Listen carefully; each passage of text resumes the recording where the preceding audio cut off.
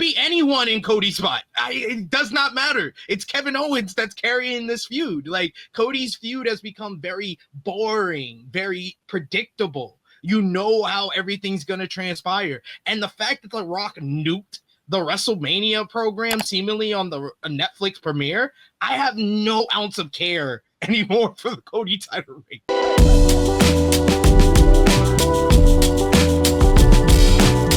You know what we're ignoring here? KO. Well, What Kevin Owens is going to lose. Rumble? I think I know exactly what Kevin Owens' match is going to be. Kevin Owens' match is going to be against Randy Orton at WrestleMania. After Randy Orton comes back, which is a nice segue here.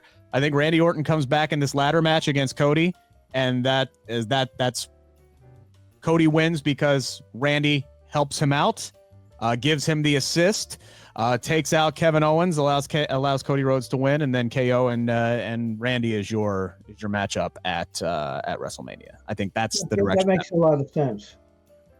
And then Triple H could be like, long-term storytelling. You see, I had them in the triple threat last year, and I had this plan all along. One year in the making. Baby. It was going to be a singles match. I knew I was going to get there. I just had the GPS, I had the end path. I just followed the twists. You got it. All worked out.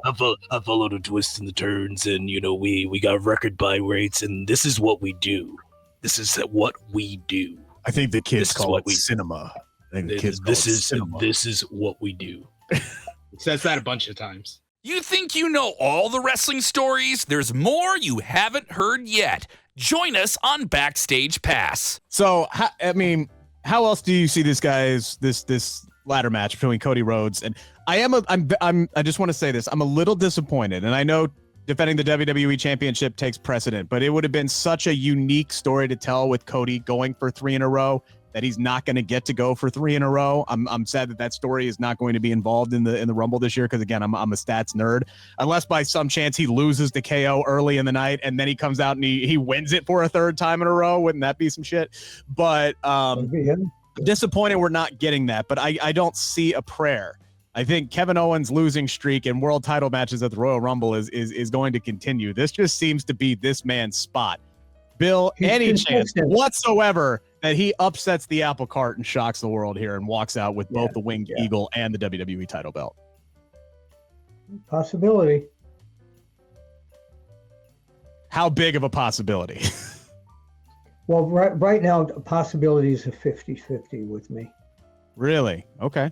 Yeah, because I just don't think that Cody is prime for a loss of the belt yet. I think the fan response to him and the merch and everything that he's selling, I just think they want to keep that belt on him at least till WrestleMania. See, yeah, that SP3, not one time, not one single solitary time over the last 10 months have I ever thought for a single solitary second that Cody Rhodes' WWE Championship run was in jeopardy. Not one single time did I go into a match thinking he could lose this. I haven't thought that all year long, which to me has kind of hindered his title run because it's never seemed like there was any kind of danger, and I get no sense of danger whatsoever heading into the Royal Rumble against Kevin Owens. Yeah.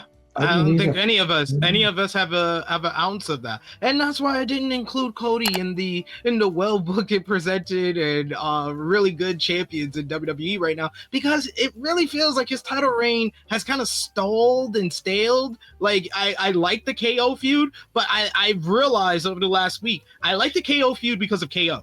I don't like the feud because it could be anyone. It could be anyone in Cody's spot. It does not matter. It's Kevin Owens that's carrying this feud. Like, Cody's feud has become very boring, very predictable. You know how everything's going to transpire. And the fact that The Rock nuked the WrestleMania program seemingly on the Netflix premiere, I have no ounce of care anymore for the Cody title reign. I'll be honest with you. As a viewer, I am trying to get some care because I have to talk about it to you people out there, but I don't care that much because I know he's going to beat Kevin Owens at Royal Rumble. I know he's probably going to face John Cena at WrestleMania. Do I think that's the right choice? No, because you're asking your audience to choose between all-time babyface John Cena on his final run that you're actually cheering for him going after a title after 20 years of y'all booing that thing, faces the biggest white meat babyface in your company today that no one wants to boo. It's two people that no one wants to boo. And yes, babyface versus babyface matches work sometime at WrestleMania.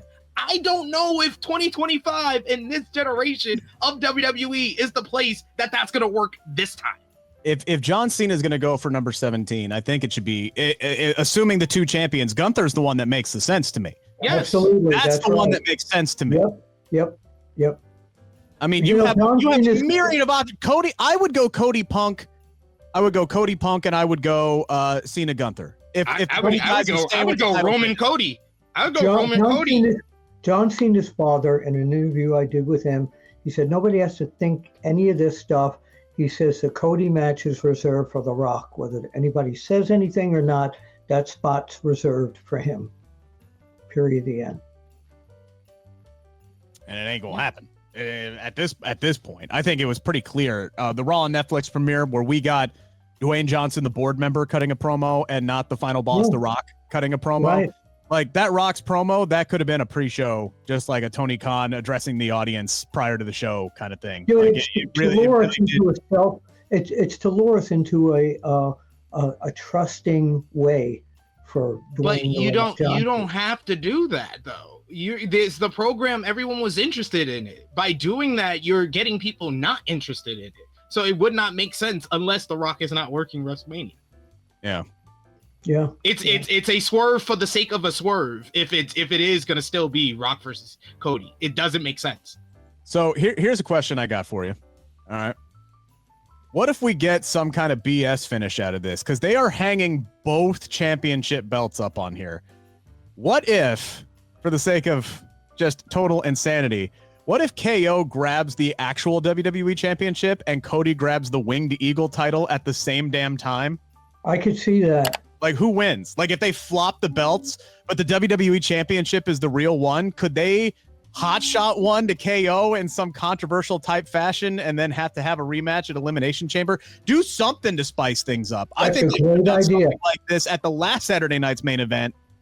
I don't see it happening, but they have an avenue to shake things up and shock some people here if they wanted to go that route.